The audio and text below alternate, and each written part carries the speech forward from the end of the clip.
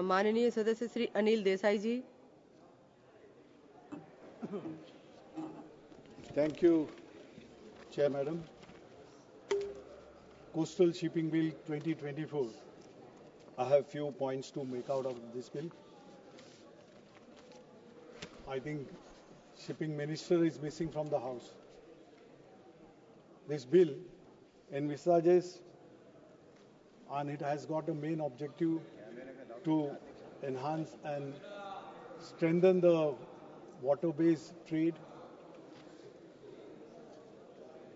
The trade, India has a more than 7,500 kilometers coastline, out of which around 750 kilometers which is there in Maharashtra. As far as Maharashtra is concerned, the laws which are there, which shipping industry goes through or observes them, that major ports are connected and regulated from the central government, and minor and intermediate ports are being taken care by the maritime bodies of the state governments.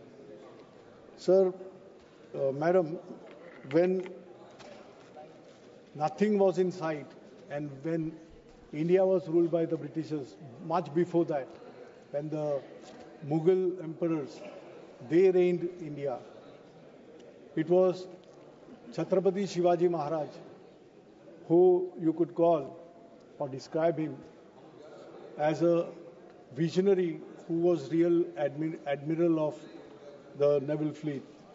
Kanoji Angre, who was the chief commander of Chhatrapati Shivaji Maharaj naval force. And since then, that Maharashtra, what we have witnessed, what we have seen, but unfortunately over the years, kind of the infrastructure which ought to have been robust infrastructure in place, which is not so here in India. Now that waterways we are looking at, that it's a basic mode of transportation, which is the cheapest in fact as compared to rail or even road transport. But what laws we are going to follow? Now here in the bill, if we have, whatever time has been allotted to me to speak on this, but I would say that, as has been mentioned earlier by, I think, Saugata Royji, that DGCA, the kind of powers which are given to through this bill to the DGCA, Director General, that concentration of power, that will hamper the objectives and the aims of the bill, what you envisage. There are revision in penalties also. These are the things when we think of encouraging one part, and if government really thinks very seriously to come out with something to dole out to the people who your participation of private players is also envisaged in this. You've given a lot of encouragement through that also, if private players come into this. If you want to have that, the kind of liberty which should be given, of course regulation has to be there to check, but check the accountability, check the regulation of the law, but at the same time, that kind of liberty be given. If you see the internationally what is happening, compared to that, we are nowhere near international benchmarks. We go by, like for compounding of offences, these are the powers which are with the principal officer and the DGCA, the authorities. Now, offences which happen, one who is a regular history sheeter, one can understand that revocation of licensing and all that.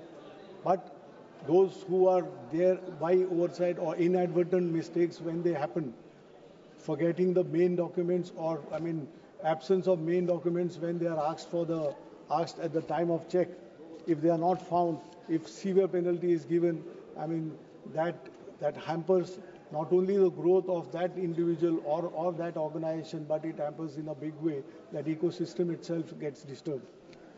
The another potential what you have seen is regarding the recruitment of good people.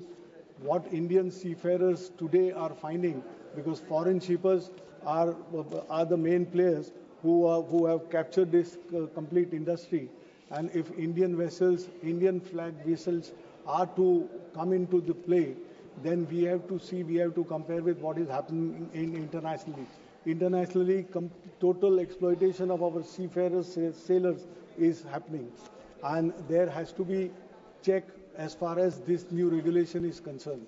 Their emoluments, their remuneration, and really that kind of scope need to be there, that crew is developed, that other technical staff is developed. One more, this thing is, it is not only for carrying or carriage of goods and the passengers. Besides that, non-propelling vessels like drilling units, they are also included in this, because coastal, by way, you are encouraging trade out of coast. So coastal trade, if it is to take place and really it has to progress the way it is being designed, then these are the things where we have to, I think government will be giving much more attention than what is only come out by way of this legislation. And once it is done, then I think we will be at par, or we should have an objective that India would be one of the best, or internationally, that we compete with foreigners, we compete with advanced countries, and that kind of infrastructure we build and the encouragement we given. Thank you, Madam. I support this bill. Dhanyavad. Report of the Business Advisory Committee, Honorable Sri Arjun Ram Meghwal ji. Honorable Madam, with your permission, I rise to present the 9th report of the Business Advisory Committee. Thank you.